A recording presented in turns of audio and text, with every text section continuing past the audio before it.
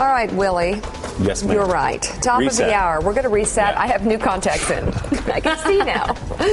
It's amazing. Welcome back to Morning Joe. Mike Barnacle and Donny Deutsch are still with us. And joining us now from Washington, columnist for the Washington Post, Kathleen Parker. Great to see you, Kathleen. Hey, Mika. Good morning. Nice to see you. Nice to see you. And here on the set, the host of MSNBC's Now, Alex Wagner. Okay, Barnacle. Is here now.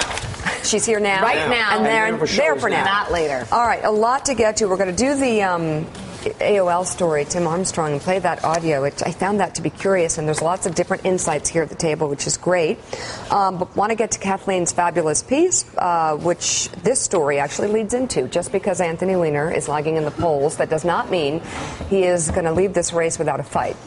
Not doing that, guys. In last night's first mayoral debate, the Democratic contenders took on everything from term limits to police tactics. The candidates largely stayed away from Weiner's online escapades, although the issue did come up during an exchange with Christine Quinn.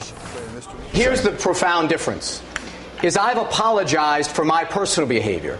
The Speaker refuses to apologize for overturning the will of the people, for the slush fund scandal, and for the things in her professional record.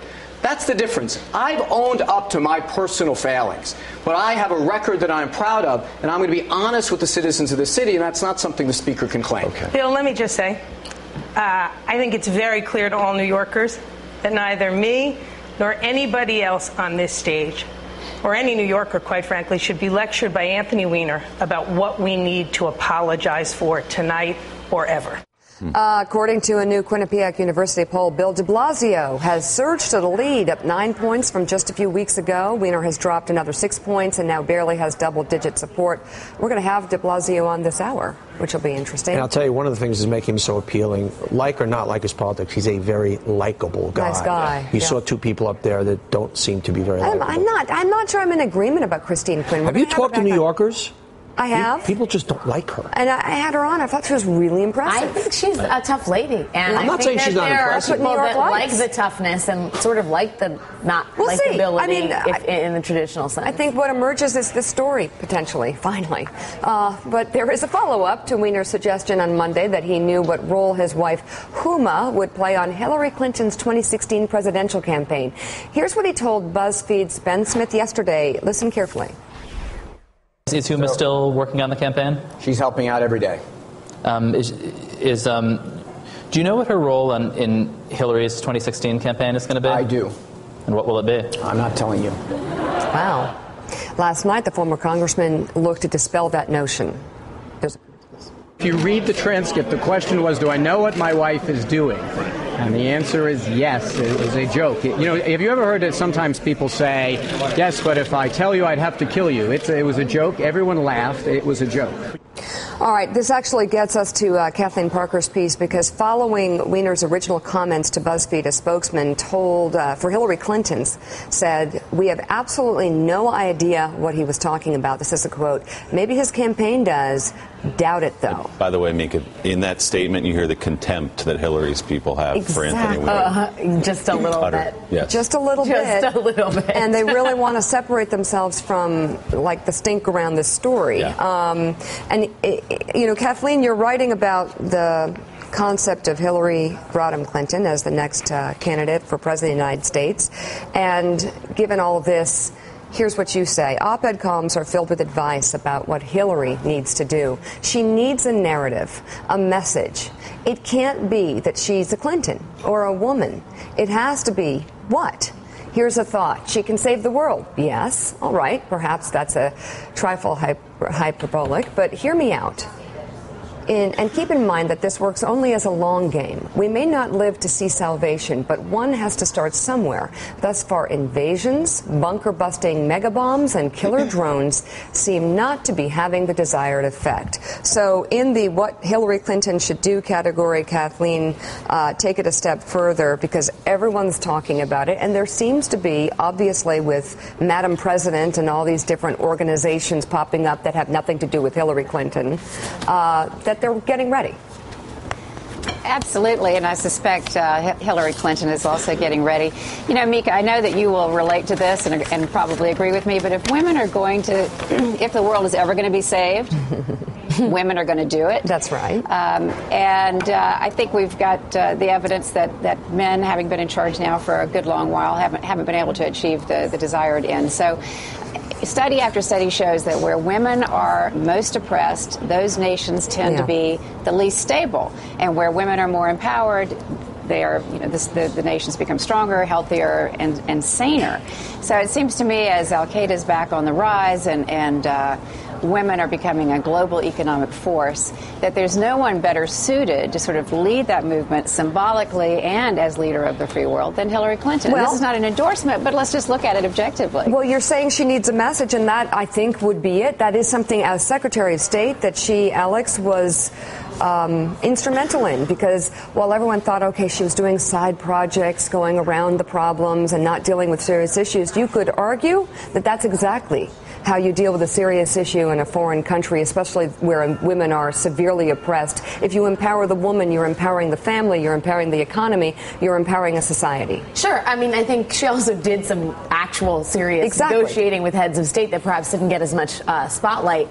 But the empowering girls and women, I think studies show, as Kathleen said, that is a huge way to move the ball forward on a host of global issues. But to Kathleen's point about Hillary's candidacy, I thought it was really interesting that she chose voting rights as her first sort of signature issue. Yeah. I think that is doffing the cap to the fact that she's going to need to build a broad coalition full of young people and minorities, a la Obama. I think it's really interesting that her next address is going to be about national security and transparency at a time when the president is grappling with those issues. Here's a Secretary of State who has her own experience with issues of national security and transparency, taking it by the horns, owning it early in the cycle. It will, I think, make things difficult for the White House in a sense, because the president is still very much in the middle of that argument. But it's a testament to, I think, Hillary not shying away from building block foundational issues, some of which may be controversial, and as lead-ins to an eventual candidacy. I'd love to talk about Kathleen's kind of macro view, which I happen to think is brilliant and agree with this. Someone who surrounded himself with women in business. There's only one challenge in it. That works if all the women of the world come together, and then I agree with everything she's saying. Problematic, we have a woman, yet our enemies are still pretty much on the opposite side of the equation. I mean, I don't think the Al-Qaedas of the world are going to be headed by women, so it kind of falls apart a little bit. What? When I'm saying women plus women equals a win to me. But I don't. Women, still men on the other side of the table. It's the eradication of the male species. I'm talking theoretically, the world would be at a better place with women running it.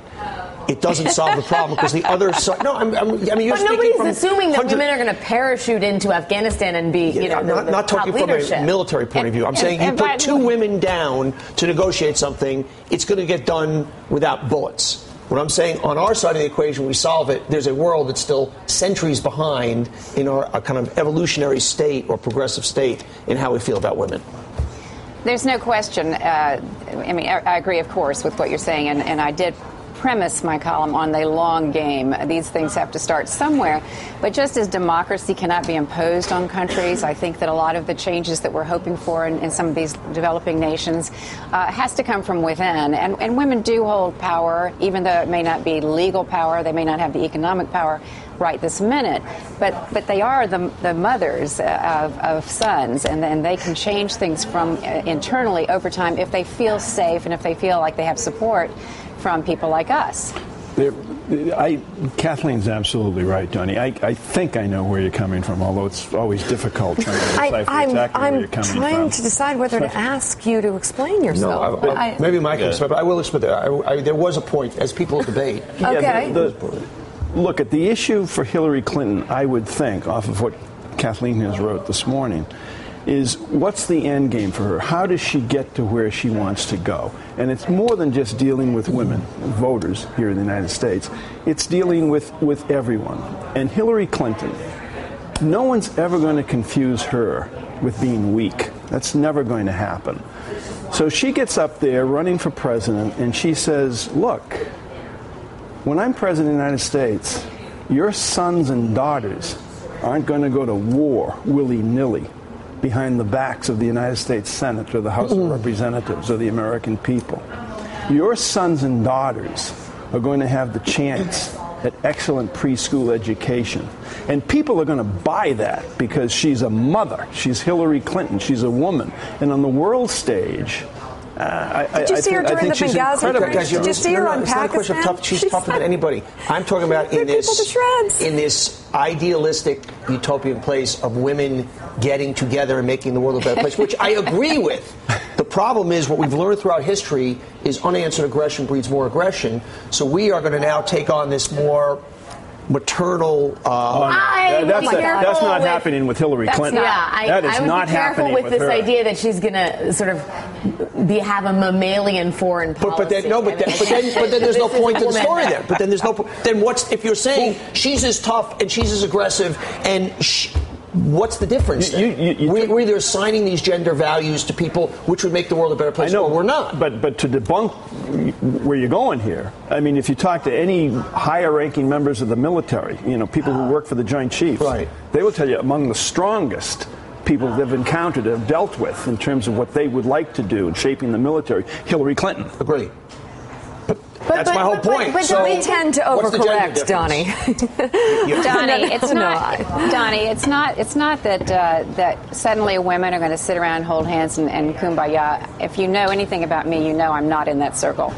But symbolically, seeing the most powerful nation in the world elect a woman president tells women elsewhere, and also men elsewhere, that women can lead and that they are qualified to the highest office in the land. It's a matter of, listen, back in 1995 when Hillary Clinton went to Beijing, it was the UN Fourth World Women's Conference, she said something that is so obviously normal and to us and boilerplate, but that was a revolutionary statement to all the women around the world in these developing countries who had never heard it before. She said, women's rights are human rights and human rights are women's rights, or some, I may have it backwards, but the effect of it was to say women are human beings too, and that was huge. Just those little things make a big difference in other places that we hope will kind of join us in the 21st century. So before we move on, I will say this: I would love to, like low-hanging fruit, sort of jump on you and excoriate you for what, because I understand. No, I actually understand why people might take offense to what you said, even though you were trying to actually contribute to the conversation about the dynamics between men and women.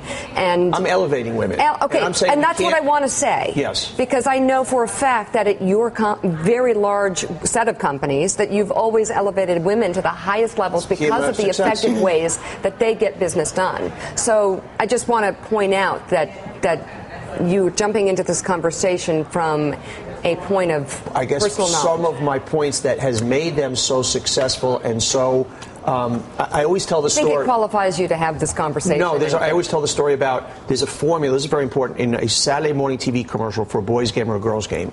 Girls, it's all girls sitting around a table playing collaboratively. Right, working together. In a boys' game, it always ends with, I won. Right. So all I'm saying is we get our part of the table right on the collaboration part. Right. There's still another side of the table that's going, I won on the other side of the Yeah, world. there's a valid basic point there, differences. guys. Okay, this is interesting.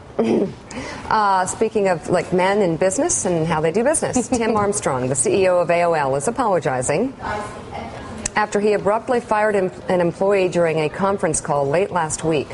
More than 1,000 employees were on the call. Here's the moment the worker was very publicly let go. Abel, put that camera down right now. Abel, you're fired. Out. All right, Armstrong was apparently upset the meeting was being videotaped. He later issued an apology yesterday, reading in part, I'm writing you to acknowledge the mistake I made last Friday during the Patch All Hands meeting when I publicly fired Abel Lentz. It was an emotional response at the start of a difficult discussion dealing with many people's careers and livelihoods. I'm the CEO and leader of the organization, and I take that responsibility seriously. I don't know if we can play a longer portion of it, but he's going on into great detail about Patch. And what was, I think, a little bit jarring about that remark was that it was just so offhand. And the guy was just fired. And then he moved right back into his oratory about Patch and whether or not you want to be a part of it and whether or not you're invested in it. And if you're not, you ought to leave the room right now. So the whole thing seemed off-putting, but it might be a management style that I don't know well, really. This appears from that clip like something purely spontaneous, but obviously if you talk to people involved with this, there was a history between Armstrong and this guy, Abel Lentz, who was the creative director for Patch. And he said no pictures. Yeah, well, he said no pictures, but I think he wasn't pleased with the performance or the launch of Patch, and he suspected him of having perhaps leaked some other things. We don't know the full story. He shouldn't have done it the way he did it, obviously, but it wasn't like he just did it completely on a whim. I think there was a history with this guy. As a CEO, it's interesting. There's two sides to this. The one side is you never, ever take somebody down publicly, certainly not fire him. On the other side, people have often said, and I've seen this, a good firing can be a great motivator. So in one not good for his image, but in one fell swoop, he was saying to everybody, you're on board or you're not. And although it's humanely seems very unappealing from a management point of view, there is a tactic there. As someone who worked at AOL and the Huffington Post and was at AOL before the merger, and a lot of people were let go there. I know Tim Armstrong, a lot of people really like him in the building.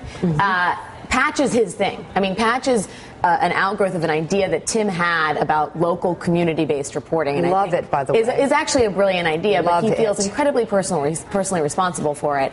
And I would also say, I mean, think about where this guy, the waters that he has been sailing through, they have been choppy. And I think there has been very much a mentality, to Donny's point, like, you got to be, we are part of something here. It's tough at times, but if you can't stand the heat, get out of the kitchen. And I don't know that publicly firing someone on an all-hands conference call. Well, it certainly drove home the point. You're either a part of this or you're not. It is a testament to, the difficulty of running a humongous digital behemoth whose future is uncertain. Yeah, to your point, I mean, he's a very good guy, Tim Armstrong. It was his child, Patch, so it's incredibly stressful for him to be talking about it with 1,000 people, laying off, basically ending the business. He's not yelling and screaming at the guy. Abel, you're fired.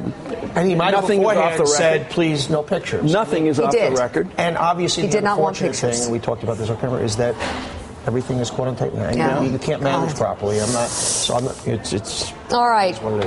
Kathleen Parker, thank you so much. Thank you, Mika. Donny, thanks you too. We'll look for your column. Kathleen, we'll talk offline, okay? Oh, Lord. We'll look for your column in today's... No, don't take the bait, Kathleen. Alex Wagner, thank you as well. We'll see you coming up on Now. Noon. What, is that now? Noon Eastern. Now it's a sort of physical, it's philosophical. So it's now. I like the show. Now, it's happening right now. Okay, but it's noon. It's always happening. It's always on. Please, don't talk to them, okay? Still ahead. Good advice. Come on. He's the latest leader in the polls from mayor of New York City. We'll ask Bill de Blasio about his strategy with less than 1 month left in the primary race. Up next, Oprah's back to the big screen for the first time in years. What she and filmmaker Lee Daniels reveal about their new film, The Butler. There's a scene where the president, Kennedy, has died, and my husband, the butler, hasn't been home for 3 days. And in the original script, when he comes home... Don't say it. Oh, she's going to say it. You're watching Morning Joe, brewed by Starbucks.